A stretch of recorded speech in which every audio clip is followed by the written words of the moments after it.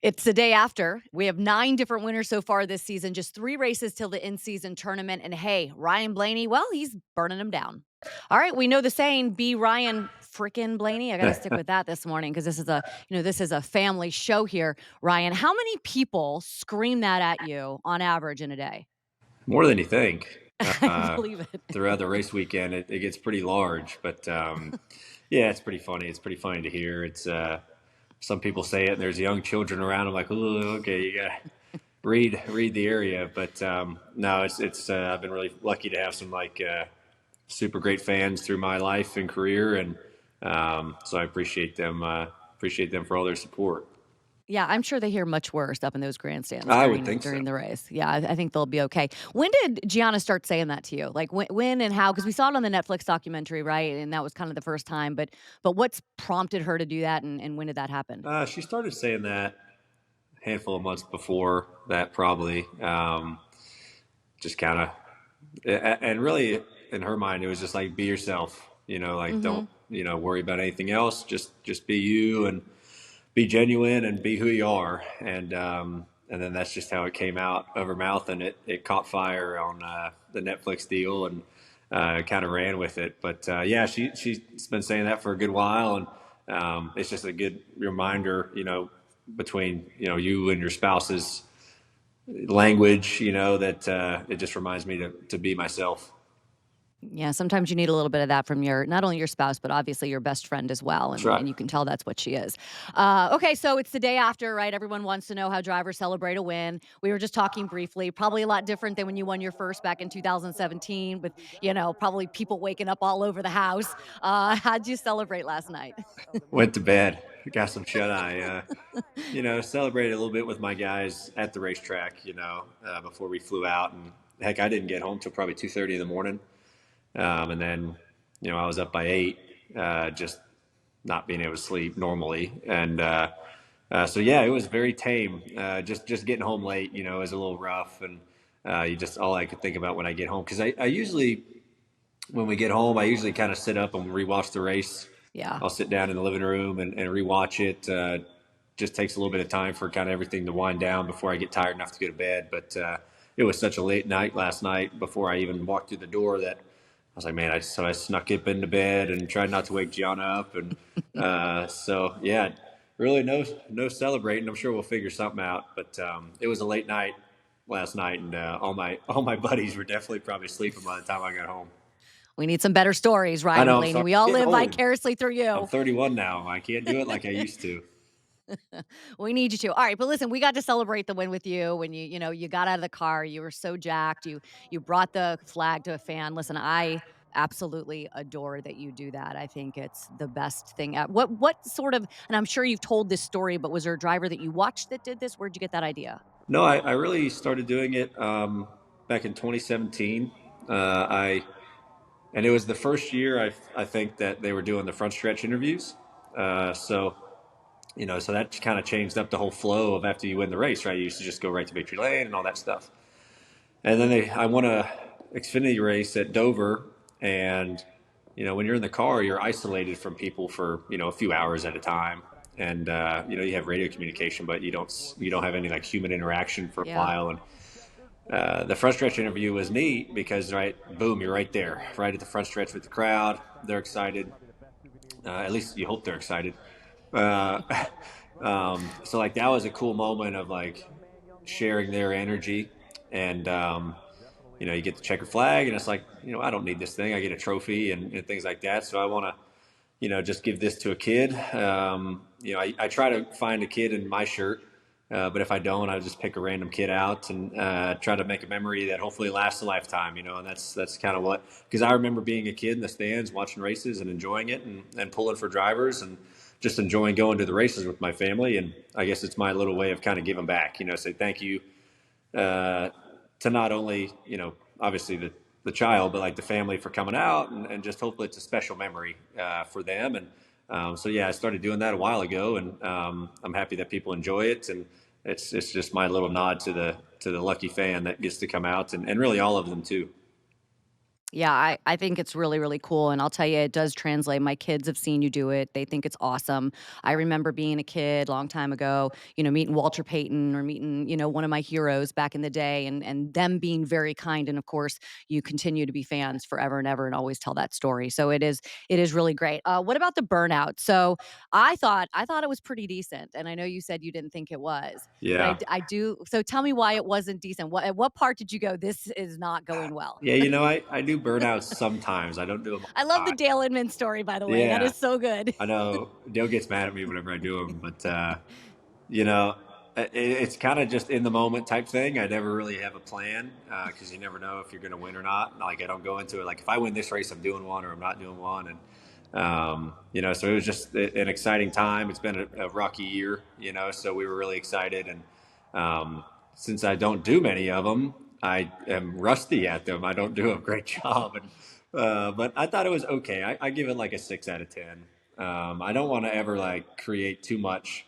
I don't. I do like a half burnout. Like I don't really ever burn it down or anything like that. But yeah, just in the moment, and fans usually like it. I usually get a little bit of grief for the fans if I don't do one on the front stretch Yeah. when I get out. They start yelling at you, do a burnout, and but yeah, kind of in the moment, spur of the moment, and yeah, 6 out of 10. I think it's respectable. Not bad. So we'll Better see. than 50%. Yeah, right, right. And of course, Dale Inman said that the winner of the Kentucky Derby doesn't get out and beat the horse, right? But Yeah, unfortunately, that's what you said. I'm quoting Ryan yeah. Blaney, quoting Dale Inman. So did he text you when you did the burnout and say, "Man"? No, when I usually, when I'd see him at the racetrack afterwards, he'd grab you by the collarbone and pull you in and say what he wants. He's like, "Why the hell did you do that?" or things like that. But Dale's he's a great guy and Oh, been great to me and one of the legends of the sport. And but yeah, I always think of him before I do it. I'm like, ugh, he might not approve, but I'm gonna do it anyway.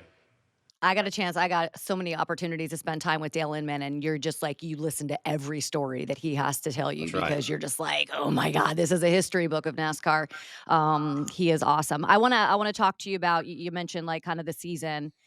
I know that you said that you didn't lose confidence, right? Drivers don't lose confidence, but when you got out of that car and did that post race interview, you could almost like see you take a deep breath. It was almost like a little bit of relief, like I'm here. Was it? Yeah, like I said before, it's been a rocky start to the year. Gosh, 5 DNFs. Yeah. Um, 6 top 5s, 5 DNFs, so it's yeah, been like this, right? it's been a roller coaster of a year, and I feel like we've let a few slip away, just getting caught up in accidents or mechanical failures, and so and that can take a toll. I've tried not to let it and I said this post race in the media center is what I love about the group I got around me is they don't really ever concentrate on that stuff, right? It's up and down, but they go to the track with their heads up every single week, no matter what happens. And not finishing the 600 last week, they came and prepared for this race just like every other week, preparing to win the race. And they don't let their emotions get in the way of no matter how the season's going. They still just have confidence in themselves, and we have confidence in each other. And that's what I love about this group is there's just such great people, and the mindset is awesome that they have. And they prepare each week like the championship team that they are, and so they don't ever like second guess anything that they're doing or we're doing as a team. They just go with their heads held high every week. So, and yeah, it was a little bit of a sigh of relief because it has been a little bit of a rough start, and it's like, man, gosh, we've had great speed. We haven't been able to close and execute, and I hope we still keep the same speed while we have it, and we can go win these races. And it was nice to just finally, have one that nothing wacky happened, that we could just go and show the potential and the speed in this team and the execution. And it was just nice that a race finally went our way. It's before it seemed like we couldn't get out of our own way. You feel like you do everything right and something Yeah. happens. Something happens. Like, oh my gosh, how long is this thing gonna kind of be following us around? But it was nice that it finally all went to plan. Our straight talk, straight stat. I don't know if you saw this. 153 wins ties Junior Johnson and Associates for fourth most Cup wins all time. Not only that, all three of you guys have won, and all three of you guys have won in the last 5 weeks. So it has just been. I mean, there's got to be so much confidence in that room on Monday when you guys all meet or Tuesday. Just where this team is operating. Yeah, I'm really excited where Team Penske is at a whole as a whole, and the Wood brothers. To have all of us in victory lane already this Right. year. I feel like it's a huge testament of just preparation in the off season and building off of last year's success and the speed that we had. And I feel like we've been kind of firing on all cylinders. So it's nice that all of us have a win early, and you just hope to keep building off of that. Like, how do you continue to be strong? How do you continue to learn new things every week? No matter if you're fast right now, you always have to continue to be open minded and learning, because the sport is always evolving. It's always Yeah. changing. Teams are finding new things. So how do you just stay ahead of the curve? And we have a great group of people that want to do that, and they're dedicated as always. No matter if we've won 3 championships in a row as a team, they're just as dedicated. To this day, they don't ever lay up. Just like, oh, we've won the last 3. We can take it easy. We got it figured out. Like, they don't think like that. They're always pushing forward, and that's what the empire that Roger has built, and that's what he expects, and that's the least we can do is do well for him. Absolutely. What about the guy that finished second behind you? I think Carson. I mean, this kid's going to win a race. Carson Hocevar is going to win a race, and I also think that, because I want to get your opinion on this. It's like the ebbs and flows of like being in the Cup Series, right? You come in as a rookie, you're too aggressive. The older guys get mad at you for it, and then you become the older guy that then gets mad at the rookies for being too aggressive. I'm not on the racetrack with him, but you look at from Denny to, I mean, like you, I mean, even David Reagan, right? Who's like one of the nicest guys when he was a rookie, was getting heck from Tony Stewart. So I don't know, what would you sort of have to say about the way that Carson? I'm not asking you to judge him or anything, but what do you have to say about the way that kind of he's operating right now? Yeah, Because he's he's been definitely. getting a lot of stuff, right? Yeah, he's definitely has a lot of speed. I think he's one of the fastest drivers out there, and it's funny, like you said. I'm sitting here and I'm judging these young guys of like, oh, these younger fellas, and but no, he has a lot of potential. And he's a young guy with a lead foot. And I've always felt like, and I think a lot of people will say this is, you can't teach speed. Like, it's hard. It's easier to slow someone down than speed them up. And Yep. he has the speed. He's got all of it, and I think it's just a learning phase. He's made a couple mistakes that has cost some other people, and people get upset with it. But that's just how it goes, and how it's learning, and how do you grow from that, right? It's like, hey, I got my ass chewed out by Tony Stewart my rookie year because I did something kind of foolish and dumb, and just not knowing any better.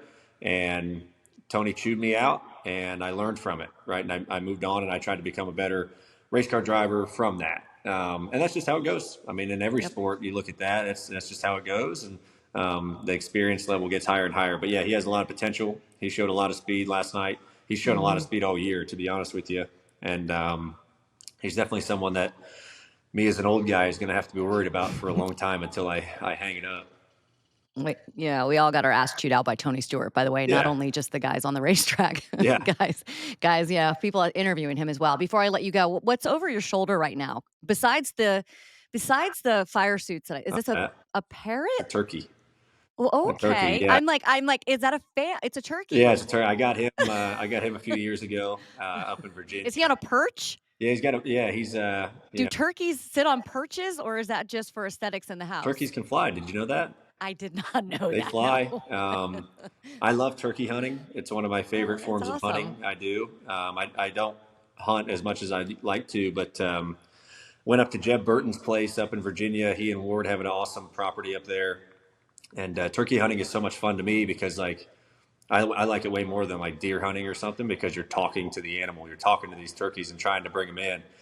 And I'll tell you, I mean, it's a bird, but like when they get gobbling and they get stomping on the ground, like your heart is just beating like crazy. Wow. And they're really, really keen to everything. They have like 280-degree vision, just where their eyes are at in their head, so they can see really well. So it's really, I love being super calm and like still around them, because they'll Huh. bolt, right. If they see anything they don't like, they're flying away, and they'll go find a tree. They sleep in trees.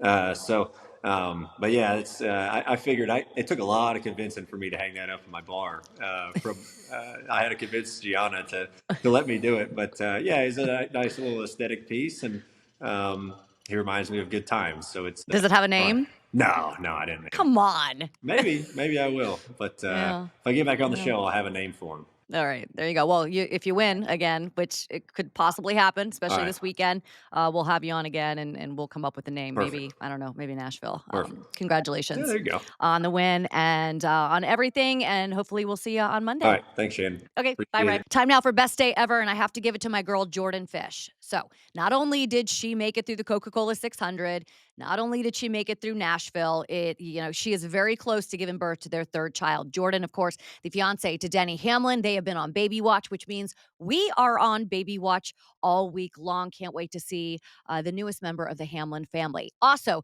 have to give a best week ever, I should say, to Alexa, Tyler, Bowe, and now rookie Reddick because of course, Rookie was born 2:02 in the morning after the Coca-Cola 600. So that's the timestamp.